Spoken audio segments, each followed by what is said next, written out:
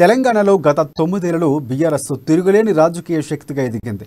రాష్ట్రంలోని అన్ని జిల్లాల్లో కారు హవా ఉంది. కానీ ఖమ్మం జిల్లాలో మాత్రం తన మార్కును చూపించలేకపోయింది.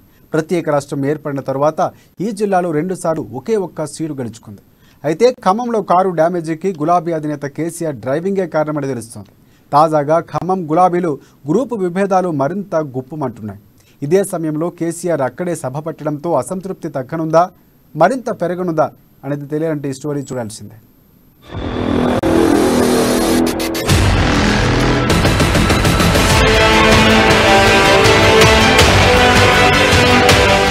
కేసీఆర్ కి కలిసి రాని ఖమ్మం జిల్లా.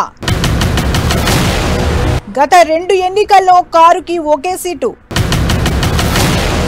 కేసీఆర్ తీరుతోనే ఖమ్మంలో రూటు తప్పిన కారు. నాయకులను చేంజ్ చేస్తూ ముందుకు కేసీఆర్. పాతవారికి ప్రాధాన్యత ఇవ్వడం లేదని ఆరోపణలు. అసంతృప్తులను బుజ్జగించేందుకు ఖమ్మంలో సభ.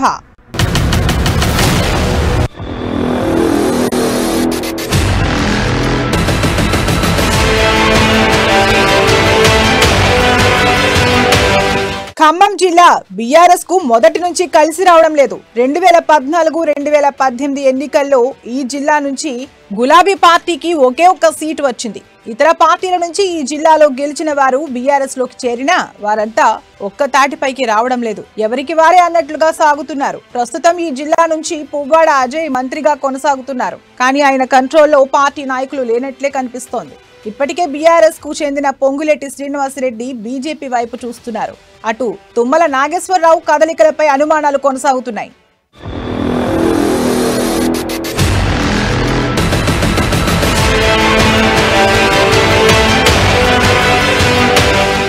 బీఆర్ఎస్ కు ఖమ్మంలో అలాంటి పరిస్థితి రావడానికి కేసీఆర్ అనుసరిస్తున్న విధానాలే కారణమని తెలుస్తోంది. మొదటి నుంచి ఏ ఒక్క నాయకుడిని నమ్మకుండా సందర్భాన్ని బట్టి నాయకులకు టికెట్లు ఇవ్వడంపై ఎవరికీ పట్టు లేకుండా పోయింది. 2014లో ఈ జిల్లాలో పెద్దగా కేడర్ లేకపోయినా ఒక స్థానం గెలుచుకుంది. 2018 నాటికి కాస్త పుంజుకుంది. అయితే 2014లో టీడీపీ నుంచి పోటీ చేసిన తుమ్మల నాగేశ్వరరావు ఓడిపోయారు.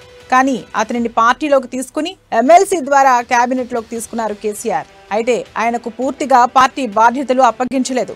ఆ తర్వాత పువ్వాడ అజయ్ కు అవకాశం ఇచ్చారు. కొన్ని నెలల తర్వాత పొంగులేటి శ్రీనివాసరెడ్డిని ప్రోత్సహించారు. దీంతో ఈ ప్రభావం 2018 ఎన్నికల్లో బాగా కనిపించింది.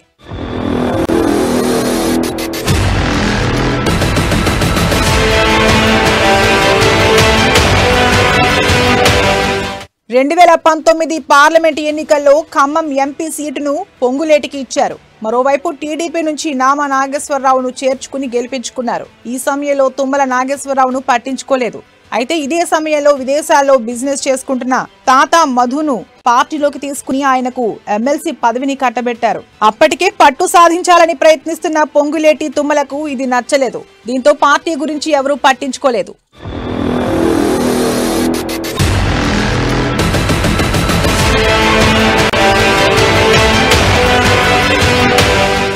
ఈ నేపథ్యంలోనే ఎవరికి వారే అన్నట్లుగా సాగుతోంది. ఈ విషయాన్ని బాగా గ్రహించిన టీడీపీ అధినేత చంద్రబాబు ఇటీవల ఇక్కడ బహిరంగ సభను పెట్టి తెలంగాణలో తమ పార్టీ కేడర్ ఇంకా ఉందని చెప్పబోయారు. అయితే ఇప్పటికీ పట్టించుకోకపోతే ఈ జిల్లా పూర్తిగా చేజారుతుందని గ్రహించిన కేసీఆర్ ఈ నెల 18న ఖమ్మంలో బహిరంగ సభను ఏర్పాటు చేశారు. మరోవైపు సభ బాధ్యతలను చేపట్టాలని తుమ్మల నాగేశ్వరరావును ఫోన్లో సంప్రదించినట్లు సమాచారం.